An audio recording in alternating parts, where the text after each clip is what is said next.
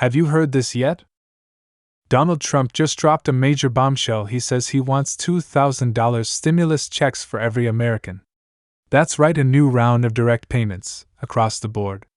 But is it just campaign talk, or could this actually happen? What does it mean for inflation, for the economy, and most importantly for you and your family? Before we break down the details, hit that subscribe button and turn on notifications, because if new stimulus checks or benefits are being discussed, you'll want to be the first to know when and how it could affect your wallet. Now let's dive in. Trump's latest statement has sent shockwaves through Washington and the financial world.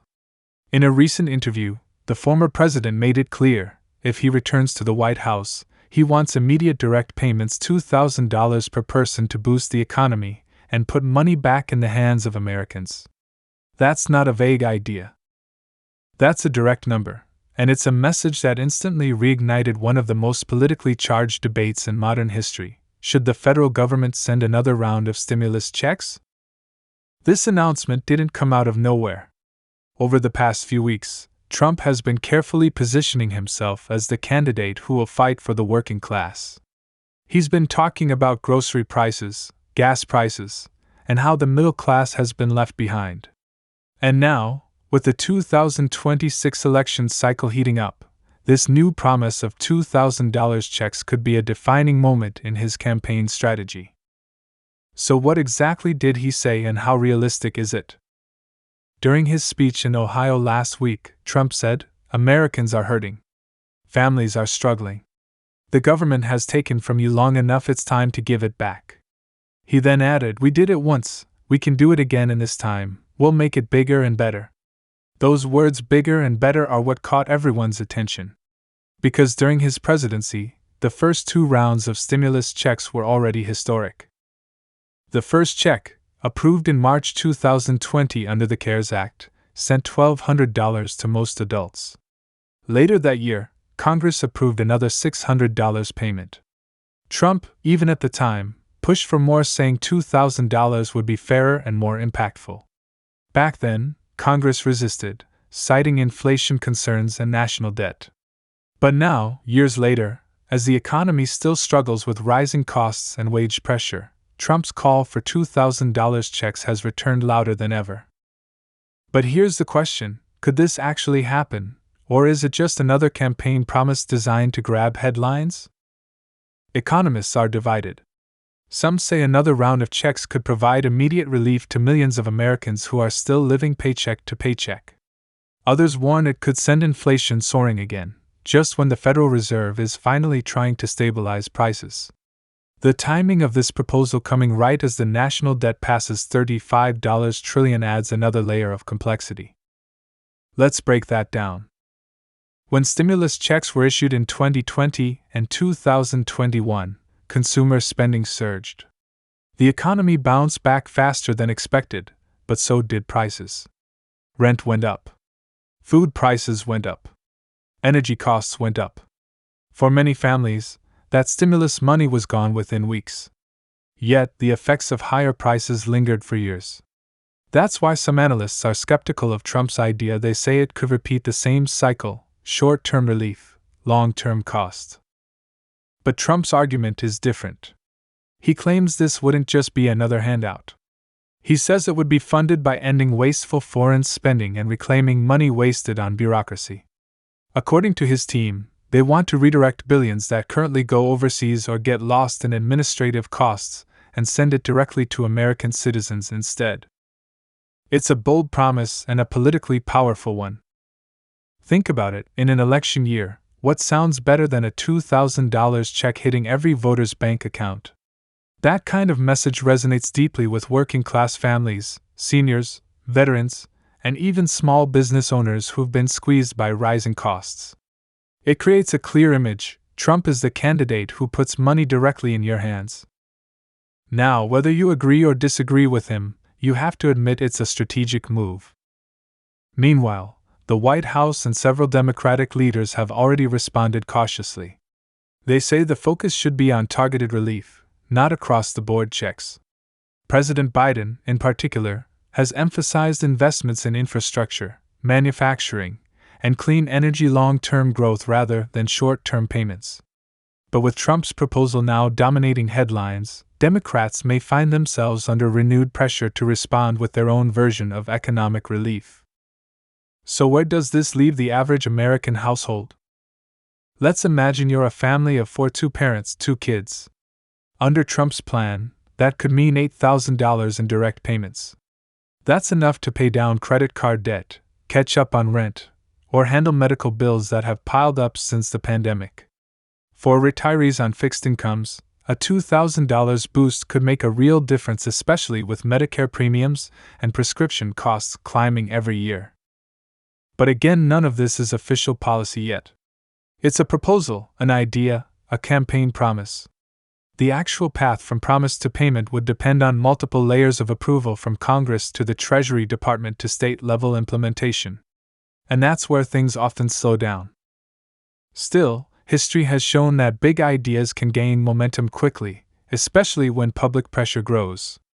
Remember, the original stimulus checks faced skepticism too until both parties realized how politically popular they were.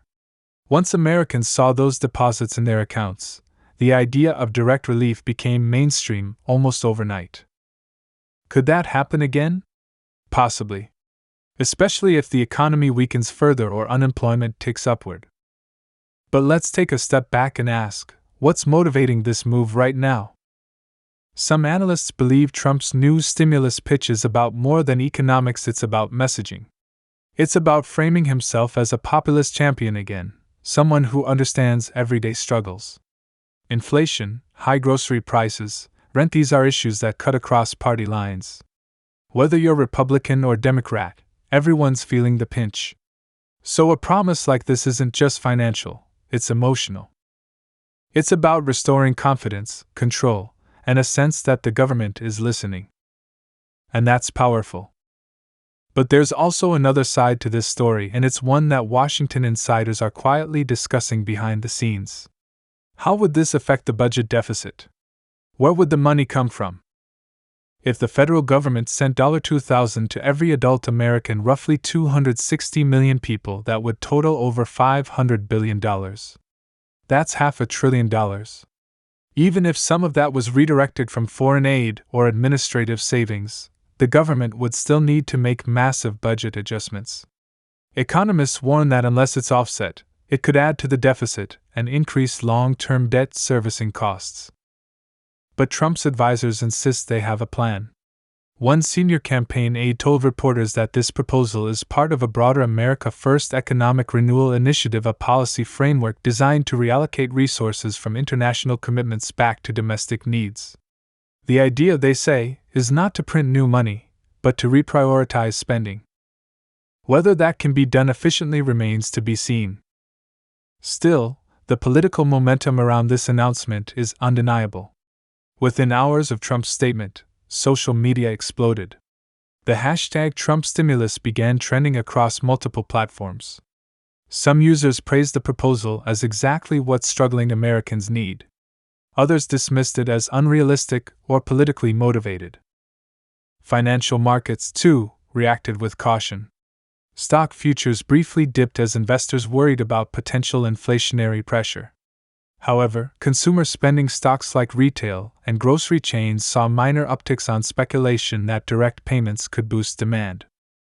It's early, but this could set the tone for months of political and economic debate. Here's another angle that often gets overlooked: the social impact. During the pandemic, those stimulus checks didn't just help people pay bills. They kept small businesses alive, stabilized housing markets, and prevented millions of Americans from falling into poverty. The Census Bureau even reported that stimulus payments were one of the most effective anti-poverty measures in modern U.S. history. That's the precedent Trump is pointing to. He's essentially saying, look, it worked before. Let's do it again.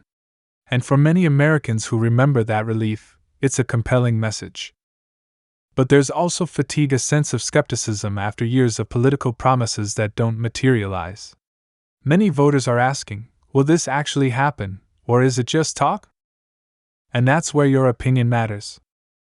What do you think? Should the government consider another round of stimulus checks, or should it focus on long-term solutions like wage growth and job creation? Do you believe Trump's plan could realistically pass Congress, or would it stall like so many other proposals before it? Tell us what you think down below in the comments. We read every one of them, and your feedback helps shape the conversations we have here. Now, back to the details. If Trump were to win in 2026 and push this plan forward, the process would begin with legislation. A new stimulus bill would need to be introduced, debated, and passed by both chambers of Congress, likely under the reconciliation process to bypass filibuster threats. That could take months. Then, the Treasury Department would coordinate with the IRS to issue payments, similar to how previous checks were distributed. Direct deposits could go out first, followed by paper checks and prepaid debit cards for those without bank accounts. Experts estimate that if everything went smoothly, Americans could start receiving funds within 60 to 90 days of approval. That's the optimistic scenario. But if history is any guide, political gridlock could delay things significantly. Disagreements over funding sources, income caps, and eligibility rules could all slow progress. Some lawmakers might argue that the checks should only go to lower-income Americans, while others, including Trump, seem to favor a universal approach, where everyone receives the same amount. Each option has pros and cons. Universal payments are faster and simpler, but they cost more. Targeted payments save money but